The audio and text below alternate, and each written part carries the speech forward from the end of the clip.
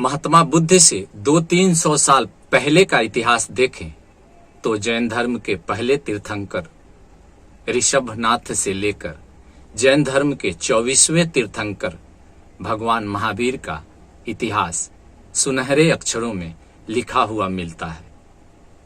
महात्मा बुद्ध से 200-300 साल बाद का इतिहास देखें तो सिकंदर महान का भारत पर आक्रमण और मौर्य वंश का उत्थान नजर आता है। स्वयं जिस समय 563 ईसा पूर्व में महात्मा बुद्ध थे, उस समय भारत में छुआछूत, जाति प्रथा इत्यादि विशेष रूप से नजर आता है। महात्मा बुद्ध ने जिस अहिंसा का प्रचार प्रसार किया, भगवान महावीर ने, जो जैन धर्म के सबसे बड़े संस्थापक माने जाते हैं, पहले ही अहिंसा का प्रचार प्रसार कर चुके थे। महात्मा बुद्ध के बाद इतनी हिंसा हुई कि संभवतः भारत के इतिहास में उतना रक्तपात कभी नहीं हुआ। महात्मा बुद्ध अहिंसा का प्रचार करते थे, किंतु महात्मा बुद्ध जब पृथ्वी को छोड़कर चले गए, जब महात्मा बुद्ध की मृत्यु हो गई, तो उनके अनुयायी अहिंसा का प्रचार प्रसार करते रहे। जैसे ही सिकंदर महान का भारत पर आक्रमण हुआ और चंद्रगुप्त मौर्य का उदय हुआ, भारत में रक्तपात की इतिहास अत्यधिक मात्रा में मिलती है। कहते हैं भारत के चक्रवर्ती सम्राट अशोक जब मगध के गद्दी पर बैठे तो वह चंड बन गए थे। चंड अर्थात जिसके हृदय में दया न हो, जिसके हृदय में संवेदना न हो, जो किसी को मारने में, काटने में तनिक भी देर न लगाता हो। भारत के चक्रवर्ती सम्राट अशोक स्वयं अपने ही 99 भाइयों की हत्या कर चुके थे। अपने ही 99 भाइयों की हत्या करने के बाद मगध के सिंहासन पर विराजमान हुए थे। स्वयं महात्मा बुद्ध कपिलवस्तु जनपद के राजकुमार थे। उस समय प्राचीन भारत के मगध के अधीन था कपिलवस्तु, और सिद्धार्थ गौतम के नाम से कपिलवस्तु के राजकुमार थे, और सिद्धार्थ गौतम अर्थात महात्मा बुद्ध अपने राजहित के लिए, अपने देश की रक्षा के लिए युद्ध लड़ चुके थे। युद्ध लड़ने के बाद संन्यास ग्रहण किया था महात्मा बुद्ध ने।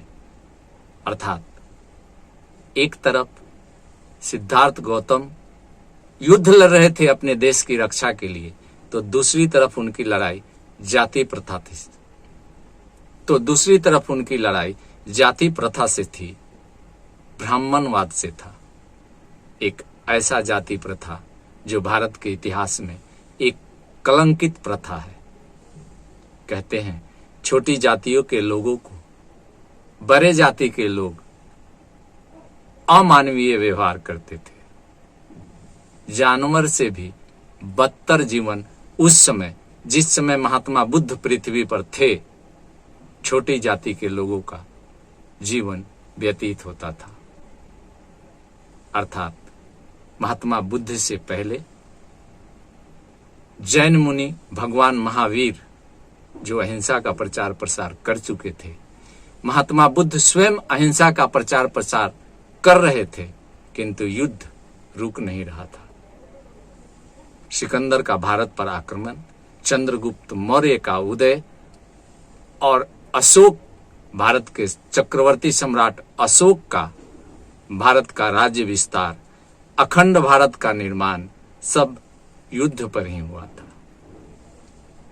महात्मा बुद्ध युद्ध से घोर नफरत करते थे, इसलिए संन्यास ग्रहण किया, किंतु महात्मा बुद्ध के बाद भारत में इतना रक्तपात हुआ जिसे इतिहास लिखते लिखते थक जाए, किंतु पूरा लिख नहीं पाया। कोई भी इतिहासकार किसी भी इतिहास को 3 भागों में बांटता है। पहला मध्यकालीन इतिहास, प्राचीन कालीन इतिहास और आधुनिक इतिहास। भारत के इतिहास में महात्मा बुद्ध का उदय मध्यकालीन इतिहास में हुआ। प्राचीन भारत कहा जाता है किंतु युग मध्यकालीन युग था। सिंधु घाटी की सभ्यता, हड़प्पा की सभ्यता, यह प्राचीन कालीन इतिहास माना जाता है। मान्यवर, जब स्वयं महात्मा बुद्ध थे तब युद्ध हो रहा था, और महात्मा बुद्ध के पृथ्वी को छोड़ देने के बाद इतना युद्ध हुआ, इतना रक्तपात हुआ। कहते हैं इतिहास तलवारों से लिखी जाती है।